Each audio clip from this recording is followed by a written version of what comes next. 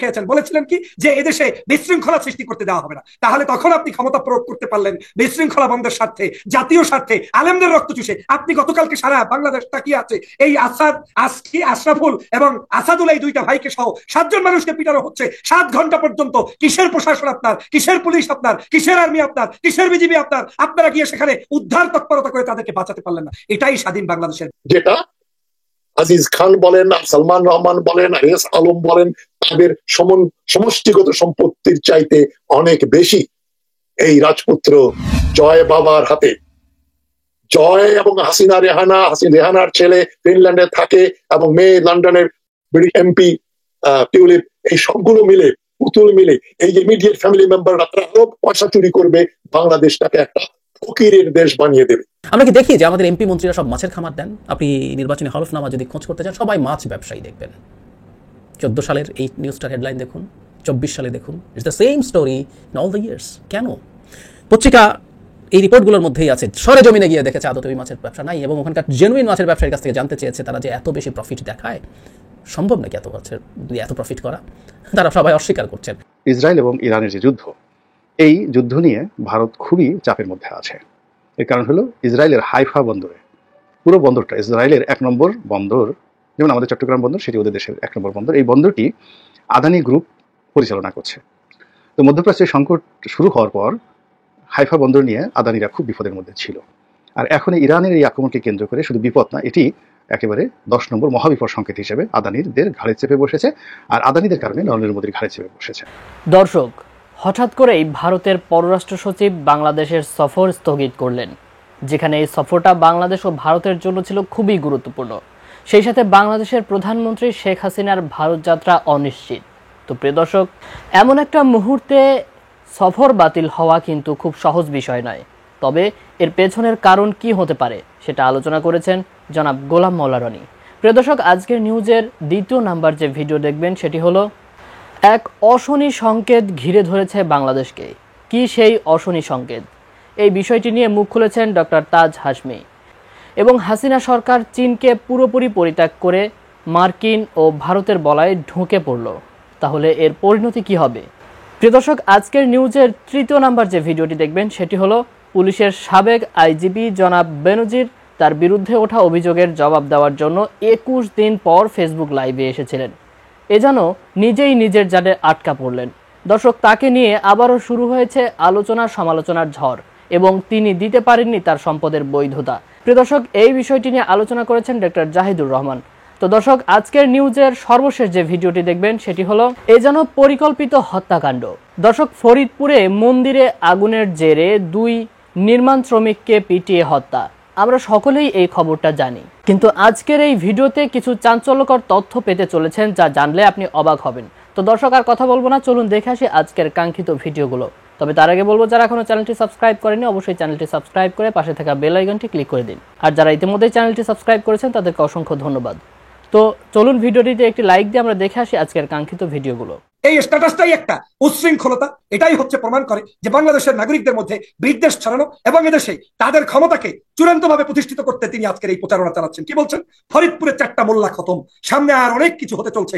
সারাতানিরা ready হও, প্রস্তুত হও, ফরিদপুর দিয়ে শুরু জয় শ্রীরাম। আজকে বলছেন তাকে পুলিশ অ্যারেস্ট করেছে। আমি মনে করি পুলিশ তাকে অ্যারেস্ট করেছে সেফটি জোনে নেওয়ার জন্য। পুলিশ জানে এই জায়গায় যাদেরকে হত্যা করা হয়েছে, এই হত্যার সকল তথ্য তারা জানে। আমার কাছে মনে হচ্ছে ভিনদেশী কোনো বর্ডার থেকে নির্দেশ দেওয়া হয়েছে, যতক্ষণ পর্যন্ত মুসলমানগুলো ওখানে হত্যা হয়ে মৃত্যুবরণ না করবে ততক্ষণ পর্যন্ত বড় কোনো ফোর্স তোমরা সেখানে পাঠাবা না। যারা হত্যা হয়েছে ওরা মানুষ নয়, ওরা মুসলমান। এই মুসলমান হয়েছেন বিধায়ী আজকে তাদেরকে নির্মম ভাবে সেই ভারতের গুজরাটের মতো মোদী বাহিনীর সেই সকল যে হাজার হাজার মানুষ হত্যা করেছে, সেই হত্যার মতো বাংলাদেশেও কারা এই জঙ্গি তৎপরতা, হিন্দুত্ববাদী কঠোরভাবে একটা ধর্মের মধ্যে বিষপাত ঢুকিয়ে দিয়ে এই চরমভাবে জঙ্গি তৈরি কারা করেছে, আমি আজকের সেটার জবাব চাই। আমি খুবই স্তম্ভিত। আপনি এখানে কি আপনি রাজনৈতিক ভাবে কোনো ধরনের আপনি রাজনৈতিক না, আমি সমগ্র দিক থেকেই বলছি যে আজকের ফরিদপুরের ঘটনা আপনাদের এই আলোচনা থেকে এবং এখানে উপস্থিত আমাদের যারা পরিবার থেকে কথা বলেছেন, 2টো নিষ্পাপ মানুষ নিয়ে আপনি কথা বলেছেন। আমি অবাক হয়েছি যে একটা মা গ্রাম থেকে উঠে এসে সন্তানকে ভালো মানুষ বানানোর জন্য 15 বছর বয়স্ক, তিনি হাফেজ, অর্ধেক হাফেজ ছিলেন। তারপরে পড়াশোনা একটু অমনোযোগী, কাজের জন্য পাঠিয়েছেন যাতে করে তিনি সমাজের কোনো পচা কাজের সাথে সংশ্লিষ্ট না থাকে, অন্যায় কাজের সাথে সংশ্লিষ্ট না থাকে। মানে সমাজে যেভাবে আমাদের মাদকাসক্ত হয়ে যাচ্ছে সন্তানগুলো, সেই দিকে না থাকে, সেখান থেকে রাজমিস্ত্রি বানিয়ে দিয়েছেন। তার চাইতে কোমলমতি আর আপনি এখানে কি এভিডেন্স চান? সেই কোমলমতি একটি পরিবার, একটি সন্তানকে আপনি নির্দয়ভাবে পিটিয়ে পিটিয়ে 90% মুসলমানের দেশে হিন্দুত্ববাদী একটি জায়গায় আপনি তাকে একেবারে কোণঠাসা করে মেরে ফেললেন। আপনাকে আমি কয়েকটা পয়েন্ট ধরে কথা বলছি, তখনই আপনি এটাকে রাজনৈতিক, সামাজিক এবং বহির্বিশ্বের কি তৎপরতা বাংলাদেশে চলছে সেটা আপনি বুঝতে পারবেন।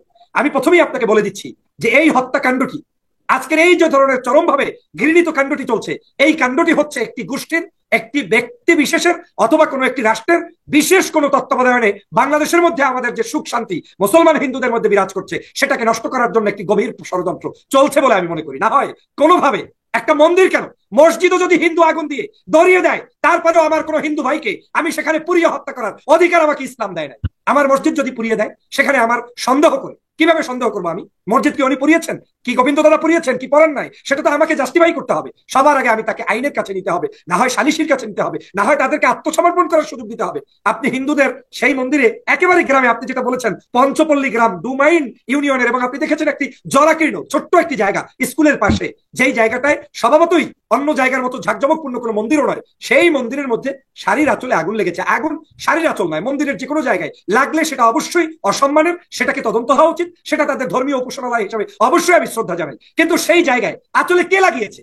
বাতাস লাগিয়েছে, না পুরোহিত আগুন ধরিয়ে গিয়েছে তাতে লাগিয়েছে, বা অ্যাক্সিডেন্ট হলে মসজিদের মন্দির তো কথা নেই, যে কোনো জায়গায় আগুন লাগতে পারে। বাংলাদেশের বড় বড় বিল্ডিং এ আগুন লাগে, ঘরে বারান্দায় আগুন লাগে, আগুন তো লাগতেই পারে। কিন্তু মানুষটাকে পিটিয়ে পিটিয়ে আপনি মারলেন, একটা মানুষ ছিল না সহ্য করার, একটা মানুষ ছিল না জিজ্ঞাসা করার। সাগর ভাই 7 ঘন্টা সময় লেগেছে। 7 ঘন্টার মধ্যে আমার এই মাসুম ভাই দুটিকে যদি উদ্ধার করা যেত 2 ঘন্টা 1 ঘন্টার মধ্যে, আমি বিশ্বাস করি তাদেরকে হয়তো হসপিটালে নিতে পারলে তারা বেঁচে যেতেন। তাদের মাথা থাকলে দেওয়া হয়েছে, রক্ত বের করা হয়েছে। আপনার নিশ্চয়ই মনে আছে পাঁচিমের শাপলা চত্বর, 20 মিনিটের নোটিশে সমগ্র জায়গার কারেন্ট বন্ধ করে দিয়ে, পত্রিকা বন্ধ করে দিয়ে, টিভি নিউজ বন্ধ করে দিয়ে আলেমদের রক্তগুলো চুষে চুষে খেয়েছেন। কি কারণে খেয়েছেন? বলেছিলেন কি যে এদেশে বিশৃঙ্খলা সৃষ্টি করতে দেওয়া হবে না। তাহলে তখন আপনি ক্ষমতা প্রয়োগ করতে পারলেন বিশৃঙ্খলা বন্ধের স্বার্থে, জাতীয় স্বার্থে, আলেমদের রক্ত চুষে। আপনি গতকালকে সারা বাংলাদেশ তাকিয়ে আছে এই আশরাফুল এবং আসাদুল, এই 2টা ভাইকে সহ 7 জন মানুষকে পিটানো হচ্ছে 7 ঘন্টা পর্যন্ত। কিসের প্রশাসন আপনার, কিসের পুলিশ আপনার, কিসের আর্মি আপনার, কিসের বিজিবি আপনার? আপনারা গিয়ে সেখানে উদ্ধার তৎপরতা করে তাদেরকে বাঁচাতে পারলেন না। এটাই স্বাধীন বাংলাদেশের ব্যর্থতা।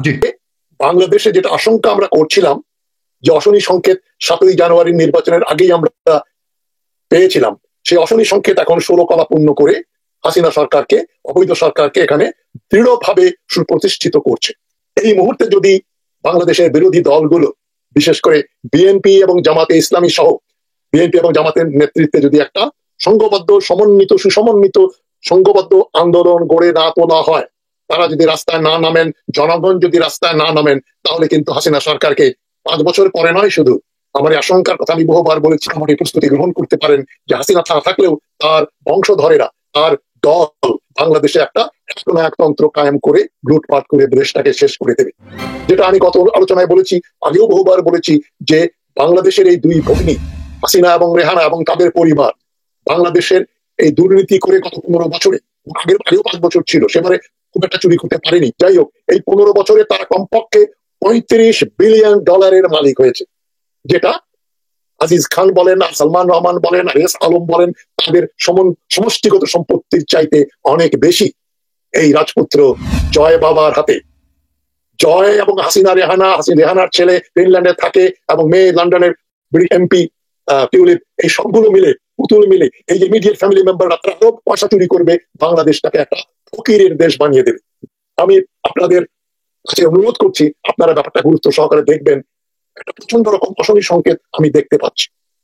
আমি প্রথমেই আপনাদের দৃষ্টি আকর্ষণ করছি মানব জমিনের 19 তারিখের পত্রিকা যে খবরটা বেরিয়েছে। টাইটেলটা হচ্ছে general Shafiuddin Ahmed, Bangladesh institute of international and strategic studies, বিস। এই বিস যেটা বাংলাদেশ সেনাবাহিনী নিয়ন্ত্রিত একটা থিঙ্ক ট্যাঙ্ক, একটা অর্গানাইজেশন। সেখানে প্রধান অতিথি হিসাবে তিনি এক সেমিনারে গিয়েছিলেন। প্রধান অতিথি হিসাবে তিনি একটা বক্তব্য দেন। এই বক্তব্যটা হচ্ছে এই বৃহস্পতিবারে, এক বন্ধুকে খুশি করতে আমরা অন্যের বিরাগ ভাজন হতে পারি না। এক বন্ধুকে খুশি করতে অন্যের বিরাগ ভাজন হতে পারি না, এই শফিউদ্দিন আহমদ বলেছেন। তিনি যে কথাগুলো বলেছেন সেটা একটু পড়লে আপনারা বুঝতে পারবেন। খবরটা আমি পড়ে শোনাচ্ছি। মার্কিন যুক্তরাষ্ট্র সহ বিভিন্ন দেশের নিষেধাজ্ঞা বহাল থাকায় মিয়ানমারের সেনা নেতৃত্বের সঙ্গে যোগাযোগে বাংলাদেশ সতর্কতা অবলম্বন করে বলে জানিয়েছেন সেনাপ্রধান জেনারেল SM শফিউদ্দিন আহমদ। মানে এই সতর্কতা অবলম্বন করছে, এটা অনেকে মনে করতে পারেন হ্যাঁ কাউকে খুশি করার জন্য তারা মিয়ানমারকে আর বেশি খুশি করতে পারবে না, তাদের কাছে যাবে না। ঝিকে মেরে বউকে শাসন করা হচ্ছে, টার্গেট হচ্ছে চীন, কিন্তু ব্যবহার করা হচ্ছে মিয়ানমার। কাहीं पे नजर और कहीं पे निशाना, নিশানা হচ্ছে চীন আর নজর হচ্ছে মিয়ানমারের দিকে শফিউদ্দিন আহমদের। তিনি ডিপ্লোম্যাটিক্যালি যে কথাগুলো বলেছেন সেটা খুব প্রণিধানযোগ্য, তিনি এই কথাগুলো হাসিনার নির্দেশনা ছাড়া বলেননি। সুতরাং শফিউদ্দিন যা বলছেন এটা আপনারা ধরে নেবেন হাসিনার মুখ থেকে বেরোচ্ছে। ভারতের পররাষ্ট্র সচিব বিনয় কোয়াত্রা তার বাংলাদেশ সফর নির্ধারিত ছিল এবং গত শুক্রবারের যে পত্রিকা, সেই পত্রিকার মাধ্যমে বাংলাদেশের যারা আমরা লোকজন জানতে পারলাম যে অনিবার্য কারণবশত তিনি বাংলাদেশ যে তার সফর এটি স্থগিত করেছেন অথবা বাতিল করেছেন। অনাগত দিনে তিনি আসতেও পারেন অথবা নাও আসতে পারেন। তো এই মুহূর্তে বাংলাদেশের জন্য ভারতের পররাষ্ট্র সচিবের যে সফর বিশেষ করে আওয়ামী লীগের জন্য অত্যন্ত গুরুত্বপূর্ণ এবং তাৎপর্যপূর্ণ, এবং একই সঙ্গে এটি ভারতের জন্য খুবই গুরুত্বপূর্ণ। এবং প্রধানমন্ত্রী শেখ হাসিনা তার সেই যে বিতর্কিত নির্বাচন, যেটিকে বিএনপির দামি নির্বাচন বলছে, যেটি ভারতের মহড়ায় হয়েছে, তো সেই বিষয়টি উদযাপন করার জন্য হতে পারে বা রাষ্ট্রীয় কোনো বিষয়াদি হতে পারে বা পারস্পরিক স্বার্থ সংশ্লিষ্ট যে বিষয় হোক না কেন, সেটা রাষ্ট্রীয় অথবা দলীয় অথবা অন্য যে কোনো বিষয়, তা নিয়ে মিস্টার নরেন্দ্র মোদীর সঙ্গে আমাদের প্রধানমন্ত্রী শেখ হাসিনা তার যে ব্যক্তিগত দেখা এবং সাক্ষাৎ, এটি খুব জরুরি ছিল এবং এটি জুন মাসে হওয়ার কথা ছিল। তো সেই সফর সূচিকে চূড়ান্ত করার জন্যে এবং সেই সফরে কী কী বিষয় আলোচিত হতে পারে এই বিষয়গুলো নিয়ে একটি প্রাক বৈঠক করার জন্য মিস্টার বিনয় কোয়াত্রা তিনি বাংলাদেশে আসছিলেন, কিন্তু অল অন এ সাডেন দেখা গেল তিনি তার সেই সফরটি স্থগিত করেছেন। শুধু তাই নয়, প্রধানমন্ত্রী শেখ হাসিনার যে জুন মাসের সফরটি এটি পিছিয়ে পরবর্তী কোনো এক সময়, সেটা জুলাই বা আগস্ট সুবিধাজনক একটা সময় সেটি করার ব্যাপারে ভারতের পক্ষ থেকে বলা হচ্ছে। বাংলাদেশের পক্ষ থেকে আসলে সকল ব্যাপারে প্রতিক্রিয়া দেখানোর মতো কতটুকু সুযোগ আছে বা কতটুকু কর্তৃত্ব আছে সেটা আমরা বলতে পারবো না। অর্থাৎ নরেন্দ্র মোদী এর আগে বাংলাদেশে এলেন এবং তার সেই আশাকে কেন্দ্র করে আমাদের রাজপথ উত্তপ্ত হলো, হেফাজতের লাখ লাখ নেতাকর্মী রাস্তায় নামলো, তার সঙ্গে বৈঠক হওয়ার কথা হলো এই জুন মাসে। এবং এখন ভারতের লোকসভা নির্বাচন চলছে এবং মিস্টার নরেন্দ্র মোদী মোটামুটি নিশ্চিত যে তিনি আবার নির্বাচিত হচ্ছেন। তো সেই ক্ষেত্রে হঠাৎ করে প্রধানমন্ত্রী সফর স্থগিত করা বা পিছিয়ে দেওয়া এবং তার যে পররাষ্ট্র সচিব তার বৈঠককে বা বাংলাদেশ সফরকে পিছিয়ে দেওয়া, এর কোনো হেতু খুঁজে পাওয়া যাচ্ছে না। সম্ভবত ইসরায়েল এবং ইরানের যে যুদ্ধ, এই যুদ্ধ নিয়ে ভারত খুবই চাপের মধ্যে আছে। এর কারণ হলো ইসরায়েলের হাইফা বন্দরে, পুরো বন্দরটা ইসরায়েলের 1 নম্বর বন্দর, যেমন আমাদের চট্টগ্রাম বন্দর সেটি ওদের দেশের 1 নম্বর বন্দর। এই বন্দরটি আদানি গ্রুপ পরিচালনা করছে, নরেন্দ্র মোদীর বন্ধু। বাংলাদেশে যেমন দরবেশ আছেন আওয়ামী লীগের বন্ধু, তেমনি বিজেপির বন্ধু হলো আদানি। সেই আদানি সেই হাইফা বন্দরের পরিচালনা করেন এবং এখানে বিশাল অঙ্কের ভারতীয় বিনিয়োগ রয়েছে। তো মধ্যপ্রাচ্যের সংকট শুরু হওয়ার পর হাইফা বন্দর নিয়ে আদানিরা খুব বিপদের মধ্যে ছিল। আর এখন ইরানের এই আক্রমণকে কেন্দ্র করে শুধু বিপদ না, এটি একেবারে 10 নম্বর মহাবিপদ সংকেত হিসেবে আদানিদের ঘাড়ে চেপে বসেছে, আর আদানিদের কারণে নরেন্দ্র মোদীর ঘাড়ে চেপে বসেছে। শুধু এই হাইফা বন্দর নয়, ইসরায়েলের অভ্যন্তরে তাদের আরও বিলিয়ন বিলিয়ন ডলার কিন্তু ইনভেস্ট রয়েছে। একই সঙ্গে ইসরায়েলের সঙ্গে তাদের যে কৌশলগত সম্পর্ক, সেই সম্পর্কে তাদের যে চুক্তি রয়েছে সে অনুযায়ী ইসরায়েল যদি যুদ্ধে জড়ায় তাহলে আমেরিকা কিন্তু সৈন্য পাঠাতে বাধ্য নয়, তারা পাঠায় ট্রেডিশনালি, কিন্তু ভারত কিন্তু সেখানে ইরানের বিরুদ্ধে সৈন্য পাঠাতে বাধ্য। এখন ইরানের বিরুদ্ধে যদি ভারত সেখানে সৈন্য পাঠায়, প্রযুক্তিগত সহযোগিতা দেয়, লজিস্টিক সাপোর্ট দেয়, তারপর সেখানে ব্যবসা বাণিজ্য করে, তাহলে সঙ্গত কারণেই রাশিয়া এটি এই মুহূর্তে ভারতকে অ্যাকচুয়াল ছাড় দেবেন। এর কারণ হলো রাশিয়া এবং ইরানের মধ্যে সেই কৌশলগত একটি বন্ধন রয়েছে। তো এই কারণে কি হচ্ছে, নরেন্দ্র মোদীর মাথা এই মুহূর্তে খুবই গরম অবস্থায় আছে। আর সেই মাথা গরম অবস্থায় তিনি এই যে বাংলাদেশের সঙ্গে তার যে দহরম মহরম এবং বাংলাদেশে তিনি যাদেরকে ক্ষমতায় বসানোর ব্যাপারে দোয়া করেছেন, তদবির করেছেন, চেষ্টা করেছেন, তারপরে তার যে অলৌকিক ক্ষমতা রয়েছে সেগুলো সব প্রয়োগ করেছেন, সেই ক্ষমতার ফলে ইতিহাসের একটি যুগান্তকারী দামি নির্বাচন এই বাংলাদেশে হয়ে গেল, যে অনাগত দিনে বিশ্বকে আলোকিত করবে। তো সেই নির্বাচনের দিন এবং ক্ষণটি সুন্দরভাবে উদযাপন করার জন্য দিল্লিতে যে পরিবেশ দরকার, যে মন দরকার, যে মানসিকতা দরকার, সেটি এই মুহূর্তে ভারতের নাই। এটি একটি কারণ হতে পারে। দ্বিতীয় কারণ হতে পারে যে বাংলাদেশের যে বিষয়টি নিয়ে প্রথম থেকে আমেরিকার সঙ্গে দিল্লির যে দ্বিমত ছিল এবং একেবারে নির্বাচনের কয়েকদিন আগে যেভাবে আমেরিকাকে মাঠ থেকে সরিয়ে নিয়ে গেছে দিল্লি, এই কথা বলে যে আমাদেরকে করতে দাও, দেখো আমরা কি করি, আমরা নিঃসন্দেহে ভালো কিছু করব। কিন্তু কতটা ভালো হয়েছে, কতটা মন্দ হয়েছে, সারা দুনিয়ায় এটির দুর্গন্ধ রীতিমতো ছড়িয়ে পড়েছে। জানিয়ে নরেন্দ্র মোদী বিব্রত হতে পারেন। এবং এই সময়টিতে যদি আবার সেই তার নির্বাচনের ঠিক পরপর এবং এই যে ইরান এবং ইসরায়েল যে যুদ্ধ, এই যুদ্ধের ঠিক অব্যবহিত পরে যদি এখন নতুন করে আবার মহরম করার চেষ্টা করা হয় এবং বাংলাদেশের গণতন্ত্র নিয়ে যদি আবার সেখানে কি নতুন করে প্রশ্নের উদ্রেক হয়, তাহলে নরেন্দ্র মোদীর জন্য এটি খুবই বিব্রতকর হবে। কারণ হলো যে পদ্ধতিতে তিনি নির্বাচন পরিচালনা করছেন। এবং আজকে আমি যখন এই ভিডিওটা করছি তখন পত্রিকায় যেটা দেখলাম সেটা হলো ভারতের নাগাল্যান্ড, সেখানে নির্বাচন হচ্ছে এবং সেখানে ভোটার কেন্দ্রে ভোটার উপস্থিতি শূন্য, অর্থাৎ একজন ভোটারও ভোট দিতে যায়নি।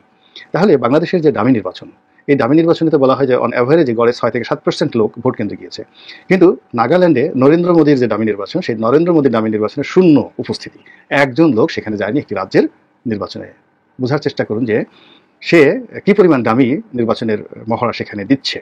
তো সেই ডামি নির্বাচনের পরই, অর্থাৎ যদি এই যে মে মাসে নির্বাচনটা হয়ে যায়, তো জুনের দিকে যদি শেখ হাসিনা সফর করেন, পুরো সময়টা ভারত উত্তাল থাকতে পারে, বিব্রতকর অবস্থার সৃষ্টি হতে পারে এবং সবাই বলতে পারে যে শেখ হাসিনার কাছ থেকেই এই দামি নির্বাচন শিখে নরেন্দ্র মোদী এখন আমাদের দেশের গণতন্ত্রকে এই দামির মধ্যে ঢুকিয়ে দিল।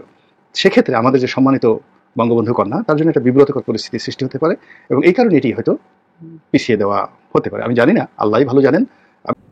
সাবেক আইজিপি জনাব বেনজির তার বিরুদ্ধে ওঠা অভিযোগের জবাব দিয়েছেন একটা মোটামুটি দীর্ঘ ভিডিওর মাধ্যমে, 25 মিনিটের মতো ভিডিওটা আমরা দেখেছি অনেকে নিশ্চয়ই। উনি যা যা জবাব দিলেন, কেমন হলো জবাব, বা আমরা এটা থেকে আসলে আমাদের টেক অ্যাওয়ে এটা কি সেটা একটু বুঝতে চাই। খুব খুঁটিনাটি আলোচনা আসলে করতে চাই না, কেন খুঁটিনাটি আলোচনা, উনি যা যা জবাব দিয়েছেন সেই জবাবগুলো সঠিক আছে কি না সেগুলো আপাতত সরিয়ে রাখি। মানে এগুলো আসলে খুব বেশি কনক্লুডিং বা ডিসাইসিভ কিছু আমাদেরকে দেবে না। যাই হোক, উনি আসলেন এবং প্রাথমিক কয়েকটা জিনিস একটু কথা বলি। সেটা হচ্ছে উনি আসলেন দীর্ঘদিন পর। 31 মার্চ আমি চেক করে দেখলাম তার বিরুদ্ধে বেনজিরের ঘরে আলাদিনের চেরাগ নামে যে রিপোর্টটা কালের কণ্ঠ পত্রিকা করেছিল, এর পরের দিন বা তারপরের দিন, মানে মোটামুটি 2-3 দিন ধরে সিরিজ রিপোর্ট প্রকাশিত হয়েছে তার সম্পর্কে।